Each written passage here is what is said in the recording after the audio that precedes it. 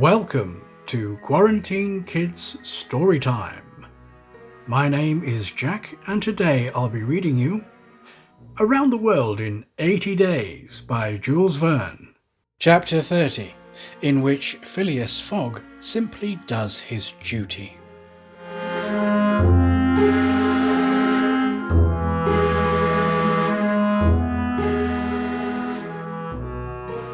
Three passengers, including Passepartout, had disappeared.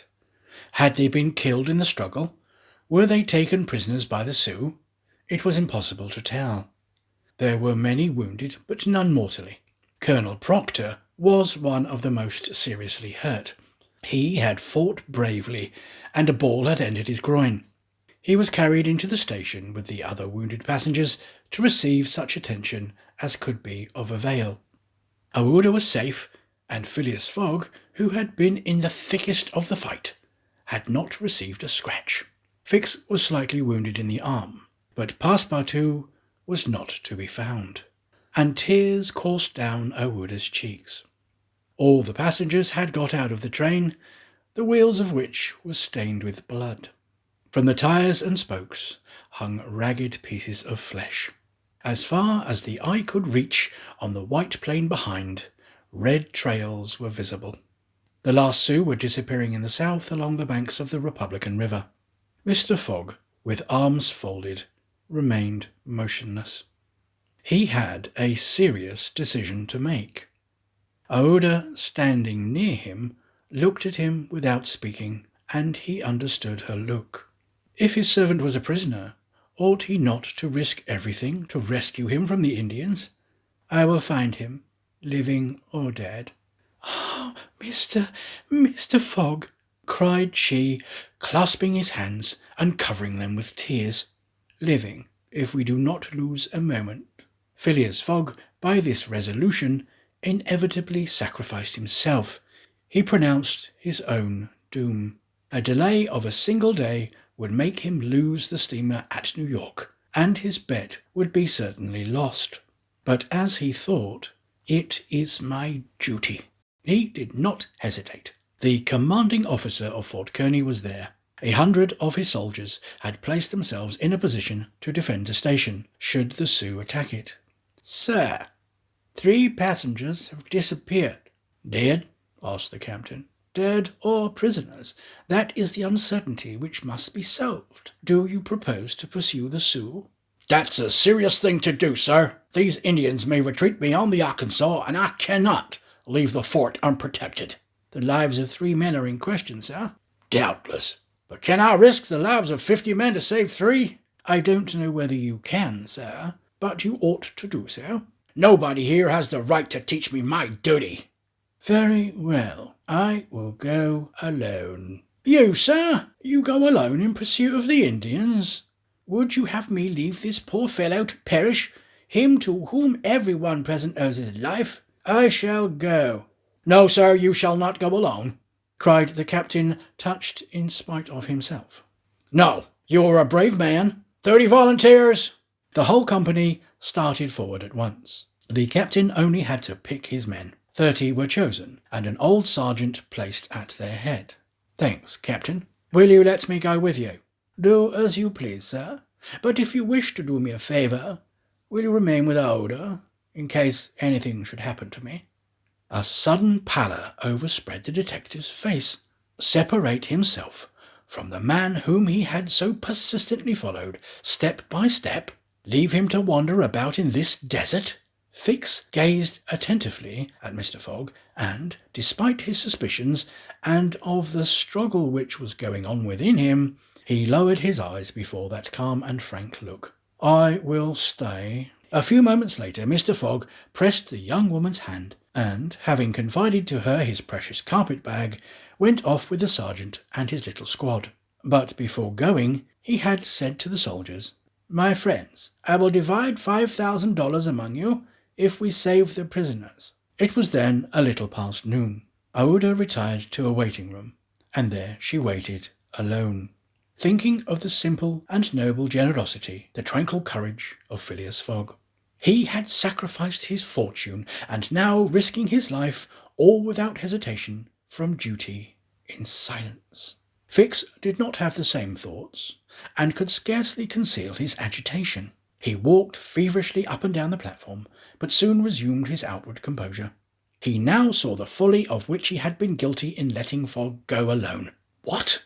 This man, whom he had just followed around the world, was permitted now to separate himself from him. He began to accuse and abuse himself, and, as if he were director of police, administered to himself a sound lecture for his greenness. "I have been an idiot," he thought, "and this man will see it. He has gone, and won't come back. But how is that I, Fix, who have in my pocket a warrant for his arrest, have been so fascinated by him? Decidedly, I am nothing but an ass." So reasoned the detective, while the hours crept by all too slowly.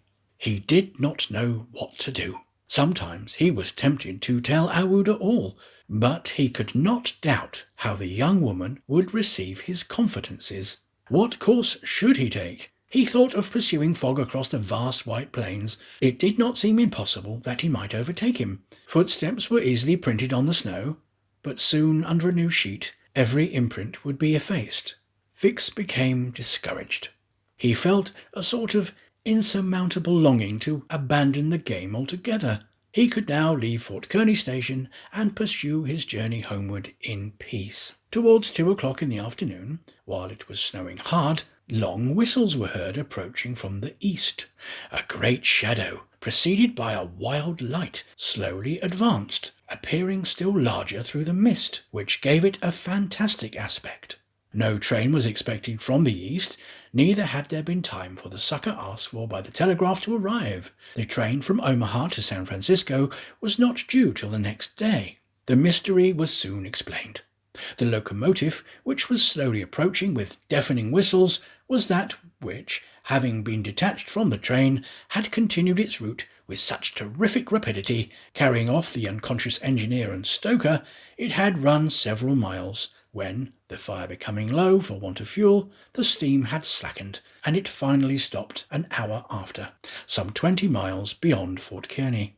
Neither the engineer nor the stoker was dead, and, after remaining for some time in their swoon, had come to themselves. The train had then stopped. The engineer, when he found himself in the desert and the locomotive without cars, understood what had happened. He could not imagine how the locomotive had become separated from the train, but he did not doubt that the train left behind was in distress. He did not hesitate what to do. It would be prudent to continue on to Omaha, for it would be dangerous to return to the train, which the Indians might still be engaged in pillaging. Nevertheless, he began to rebuild the fire in the furnace, the pressure again mounted, and the locomotive returned, running backwards to Fort Kearny. This it was which was whistling in the mist. The travellers were glad to see the locomotive resume its place at the head of the train. They could now continue the journey, so terribly interrupted. Aouda, on seeing the locomotive come up, hurried out of the station and asked the conductor, "Are you going to start?" "At once, madam." "But the prisoners, our unfortunate fellow travellers." "I cannot interrupt the trip. We are already 3 hours behind time." "And when will another train pass here from San Francisco?" "Tomorrow evening, madam." "Tomorrow evening? But it will be too late. We must wait." "It isn't possible. If you wish to go, please get in." "I will not go." Fix had heard this conversation. A little while before, when there was no prospect of proceeding on with the journey, he had made up his mind to leave Fort Kearny, but now that the train was there, ready to start, and he had only to take his seat in the car, an irresistible influence held him back. The station platform burned his feet, and he could not stir. The conflict in his mind again began. Anger and failure stifled him. He wished to struggle on to the end. Meanwhile, the passengers, and some of the wounded, along with them Colonel Proctor, whose injuries were serious, had taken their places in the train. Buzzing of the overheated boiler was heard, and the steam was escaping from the valves. The engineer whistled, the train started, and soon disappeared, mingling its white smoke with the eddies of the densely falling snow. The detective had remained behind. Several hours passed. The weather was dismal, and it was very cold. Fix sat motionless on a bench in the station. He might have been thought asleep. Aouda, despite the storm, kept coming out of the waiting room, going to the end of the platform, and peering through the tempest of snow, as if to pierce the mist which narrowed the horizon around her, and to hear, if possible, some welcome sound. She heard and saw nothing. Then she would return, chilled through, to issue out again after the lapse of a few moments, but always in vain. Evening came, and the little band had not returned. Where could they be? Had they found the Indians, and were they having a conflict with them, or were they still wandering around in the mist? The commander of the fort was anxious, though he tried to conceal his apprehensions. As night approached, the snow fell less plentifully, but it became intensely cold. Absolute silence rested on the plains. Neither flight of bird nor passing of beast troubled the perfect calm. Throughout the night, Aouda, full of sad forebodings, her heart stifled with anguish, wandered about on the verge of the plains. Her imagination carried her far off and showed her innumerable dangers. What she suffered through the long hours it would be impossible to describe. Fix remained stationary in the same place, but did not sleep. Once a man approached and spoke to him, and the detective merely replied by shaking his head. Thus the night passed. At dawn, the half-extinguished disk of the sun rose above a misty horizon. But it was now possible to recognize objects 2 miles off. Phileas, Fogg, and the squad had gone southward. In the south, all was still vacancy. It was then 7 o'clock. The captain, who was really alarmed, did not know what course to take. Should he send another detachment to the rescue of the first? Should he sacrifice more men, with no chances of saving those already sacrificed? His hesitation did not last long, however. Calling one of his lieutenants, he was on the point of ordering a reconnaissance, when gunshots were heard. Was it a signal? The soldiers rushed out of the fort, and 1/2 a mile off they perceived a little band returning in good order. Mr. Fogg was marching at their head, and just behind him were Passepartout and the other 2 travellers, rescued from the Sioux. They had met and fought the Indians 10 miles south of Fort Kearny. Shortly before the detachment arrived, Passepartout and his companions had begun to struggle with their captors, 3 of whom the Frenchman had felled with his fists, when his master and the soldiers hastened up to their relief. All were welcomed with joyful cries. Phileas Fogg distributed the reward he had promised to the soldiers, while Passepartout, not without reason, muttered to himself, "It must certainly be confessed that I cost my master dear."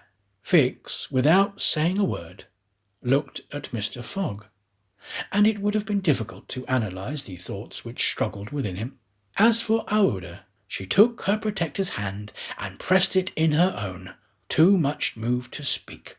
Meanwhile, Passepartout was looking about for the train.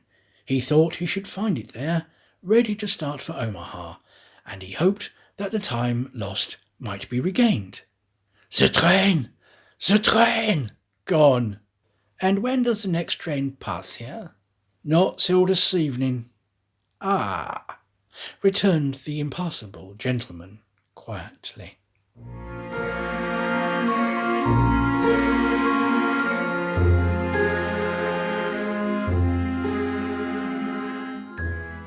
That was Chapter 30 of Around the World in 80 Days by Jules Verne, read by me, Jack, for Quarantine Kids Storytime. Join me again soon for Chapter 31, in which Fix the detective considerably furthers the interests of Phileas Fogg. Thanks again for listening, and goodbye.